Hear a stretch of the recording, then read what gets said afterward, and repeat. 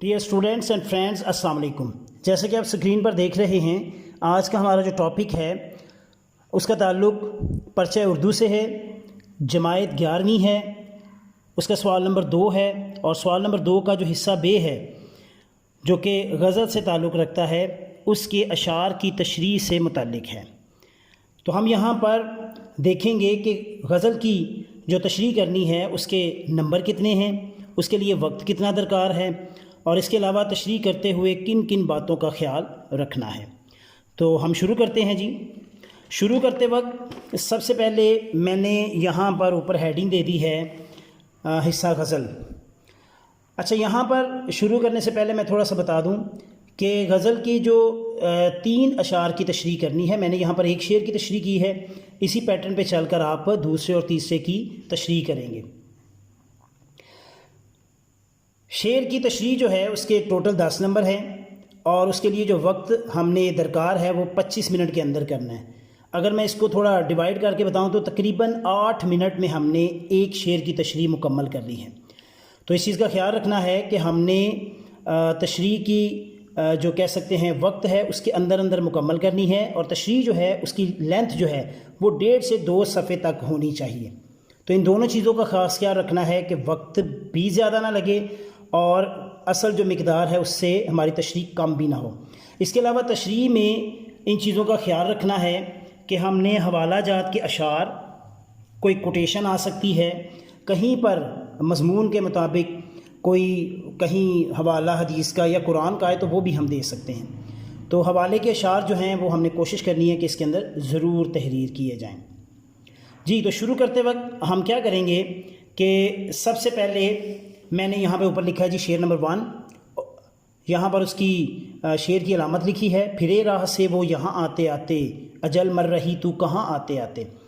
اس کے بعد میں نے شاعر کا نام لکھا، اور یاد رکھیے گا 1 نمبر ہے شاعر کے نام کا، اور باقی 3 اشعار کے 3 نمبر ہیں۔ تو شاعر کا نام لکھنے کے بعد میں نے مفہوم پہ آ گیا ہوں۔ مفہوم لکھتے ہوئے ان چیزوں کا خیال رکھنا ہے کہ مفہوم مختصر اور جامع ہونا چاہیے، اور یہ 2 سطروں سے زیادہ نہیں ہونا چاہیے۔ مثلا یہاں پر کیا ہے کہ محبوب میرے پاس آتے آتے راستے سے ہی لوٹ گیا، اے موت اگر محبوب نے نہیں آنا تھا تو ہی چلی آتی۔ تو یہ ہمارا مفہوم ہے جو کہ میکسیمم 2 لائنوں پہ مبنی ہے۔ اس کے بعد جب تشریح پہ ہم نے آنا ہے، جیسا میں نے آگے بتایا کہ 1.5 سے 2 صفحے کی ہماری تشریح ہوگی۔ اس کے اندر ہم نے حوالہ جات کے اشعار، کوٹیشنز وغیرہ ہم اس کے اندر ایڈ کر سکتے ہیں، اور کرنی ہے ہم نے۔ تشریح طلب جو شعر ہے ہمارا، جب ہم نے اس کو آغاز کرنا ہے تو ہم نے کرنا ہے تشریح طلب شعر میں شاعر نے یہ کہا ہے۔ تو جیسا کہ اس کا مفہوم ہے کہ محبوب جو ہے وہ آتے آتے راستے سے ہی لوٹ گیا ہے، اور شاعر کو بڑا دکھ ہے، عاشق کو بڑا دکھ ہے، اور وہ کہہ رہا ہے کہ محبوب کے لوٹ جانا اس کے لیے موت سے کم نہیں۔ تو وہ کہتا ہے کہ موت تو ہی آ جا تاکہ میری کہہ سکتے ہیں زندگی کو کوئی سکون آ سکے۔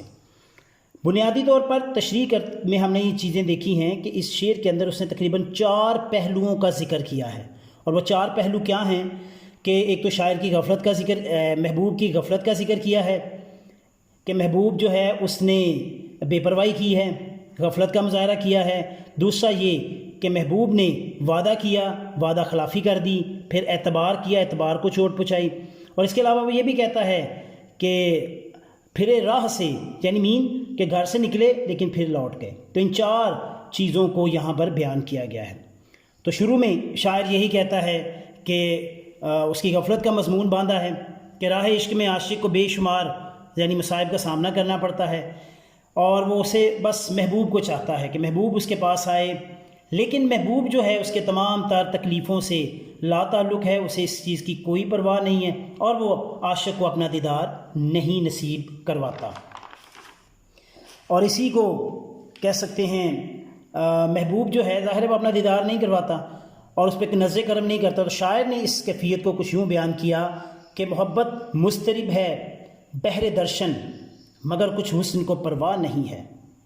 اسی بات کو آگے بڑھاتا ہے کہ عاشق کی خدمات کو وہ بوجھ محسوس کرتا ہے شاید، تو محبوب ان چیزوں کو دیکھتے ہوئے اسے وعدہ تو کر لیتا ہے، لیکن وعدہ جو ہے اس کو کہہ سکتے ہیں عاشق تو اس کے انتظار میں ایک ایک پل گنتا ہے، لیکن محبوب اس وعدے کو بھلا دیتا ہے۔ اور جیسے کسی نے کیا خوب کہا، بھول جانا تو رسم الفت ہے، آپ نے کون سا کمال کیا۔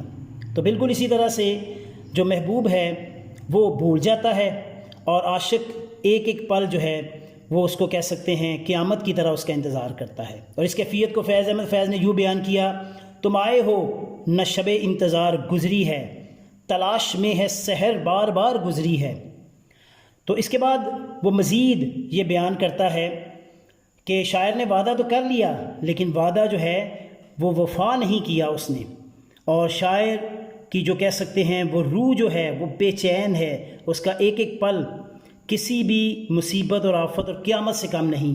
اور اسی وعدے کو کچھ اس نے یوں بیان کیا، ایک شاعر نے کہا کہ غضب کیا تیرے وعدے پہ اعتبار کیا، تمام رات قیامت کا انتظار کیا۔ اسی طرح سے آگے چلتے ہوئے یہ جو اس کا اعتبار تھا، اعتبار کو بڑی ٹھیس پہنچتی ہے، اور تاہم شاعر یہ بھی کہتا ہے کہ شاعر وہ جو محبوب ہے اس کی پریشانیوں دکھوں کو محسوس کرتے ہوئے گھر سے تو نکل آیا ہے، لیکن کچھ چند قدم چلنے کے بعد وہ رستہ اس نے بدل لیا ہے۔ اب یہ نہیں پتا کہ کسی رقیب نے تو نہیں اس کو بدزن کیا، تاہم وہ اس کی اس لاپرواہی کو کچھ اس طرح سے بیان کرتا ہے جیسا کہ پروین شاکر نے کہا کہ تمام رات میرے گھر کا ایک در کھلا رہا، میں راہ دیکھتی رہی، وہ راستہ بدل گیا۔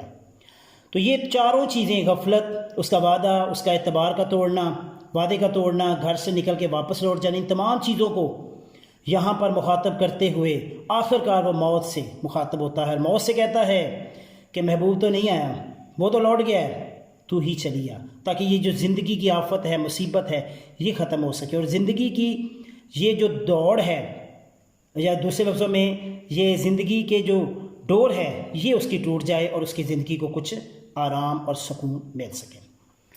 تو یہاں پر ہم نے جا کر تشریح کو ختم کر دیا، اس کے بعد ہم ایک آنسر اینڈنگ لائن لگائیں گے اور پھر شعر نمبر 2 لکھیں گے، اسی طرح سے اسے مکمل کریں گے، پھر شعر نمبر 3 اور اینڈ پہ جا کر ہم کمپلیٹ لائن لگا دیں گے۔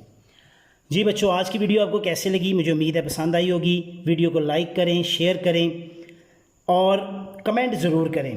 اس کے علاوہ اگر آپ اس چینل پہ نئے ہیں تو چینل کو سبسکرائب کر لیں اور بیل آئیکن کو ضرور دبا دیں تاکہ ہر آنے والی ویڈیو بر وقت آپ تک پہنچ سکے۔ اپنا بچوں بہت سا خیال رکھیے گا، مجھے دعاؤں میں یاد رکھیے گا۔ اللہ نگہبان۔